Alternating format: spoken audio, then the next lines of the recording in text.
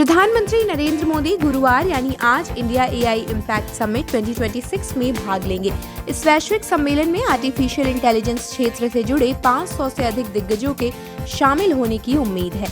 उद्घाटन सत्र में प्रधानमंत्री संबोधित करेंगे। इस अवसर पर फ्रांस के राष्ट्रपति इमैनुअल मैक्रोन और संयुक्त राष्ट्र महासचिव एंटोनियो गुटेरेस भी अपने विचार रखेंगे। सुबह करीब 9:40 पर उद्घाटन कार्यक्रम में शामिल होने के बाद प्रधानमंत्री लगभग 11 बजे अन्य नेताओं के साथ एआई इम्पैक्ट एक्सपो का दौरा करेंगे। इस दौरान वे विभिन्न देशों के पवेलियनों का निरीक्षण करेंगे। इसके बाद दोपहर 12 बजे से वे लीडर्स प्लेनरी सत्र में भाग लेंगे, जिसमें विभिन्न देशों के राष्ट्राध्यक्ष, मंत्री और बहुपक्षीय संस्थाओं के वरिष्ठ प्रतिनिधि एआई से जुड़े राष्ट्रीय और वैश्विक एजेंडे पर चर्चा करेंगे। इस चर्चा में एआई गवर्नेंस, बुनियादी ढांचा और अंतर्राष्ट्रीय सहयोग जैसे प्रमुख मुद्दे शामिल रहेंगे। शाम करीब 5:30 बजे प्रधानमंत्री सीईओ राउंड टेबल में भी शामिल होंगे। इस बैठक में वैश्विक तकनीकी और औद्योगिक कंपनियों के शीर्ष अधिकारी सरकार के साथ निवेश, शोध, सहयोग, आपूर्ति श्रृंखला और एआई प्रणालियों के उपयोग जैसे विषयों पर विचार विमर्श करेंगे।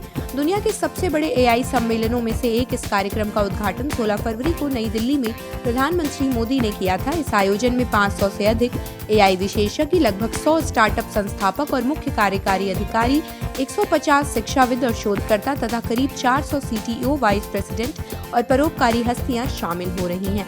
वहीं कांग्रेस ने इस एआई समिट को अव्यवस्थित पीआर कार्यक्रम करार दिया है और आरोप लगाया है कि इसमें चीनी उत्पाद प्रदर्शित किए जा रहे हैं। यह विवाद उस समय बढ़ा जब नोएडा स्थित गलगोटियाज यूनिवर्सिटी ने एक व्यावसायिक रूप से उपलब्ध चीनी रोबोट को अपने नवाचार के रूप में प्रस्तुत किया। एआई समिट के बैकग्राउंड में दिए एक इंटरव्यू में प्रधानमंत्री मोदी ने कहा कि भारत कृत्रिम बुद्धिमत्ता के क्षेत्र में बड़ी छलांग लगाने की तैयारी में है। उनका मानना है कि तकनीक और सुशासन का मेल देश में अंतिम छोर तक सेवाओं की पहुंच को बदल सकता है। उन्होंने ये भी कहा कि भारत की डिजिटल पब्लिक इंफ्रास्ट्रक्चर यानी डीपीआई यात्रा वैश्विक दक्षिण के देशों के लिए उपयोगी और व्यवहारिक अनुभव प्रदान करती है। प्रधानमंत्री के अनुसार डिजिटल पब्लिक इंफ्रास्ट्रक्चर और एआई का संगम समावेशी विकास की अगली दिशा साबित हो सकता है। आप देख रहे हैं सौगंध टीवी, सौगंध वतन की।